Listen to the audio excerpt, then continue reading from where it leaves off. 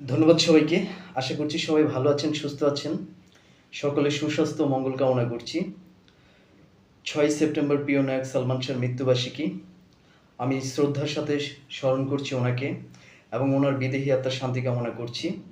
এবং সারা বাংলাদেশে প্রিয় নায়ক সালমান শাহর যে অগণিত ভক্ত আছেন, সকলের কাছে আমি একজন ক্ষুদে ভক্ত হিসেবে কৃতজ্ঞতা প্রকাশ করছি। আজ প্রায় ৩০-২৯টি বছর ধরে ওনাকে আমরা যারা আছি ভক্ত, তারা সবাই লালন করছি এবং ভালোবাসছি এবং শ্রদ্ধা সম্মানের সাথে ওনাকে মৃত্যুর পরেও আমরা আগলে রাখছি।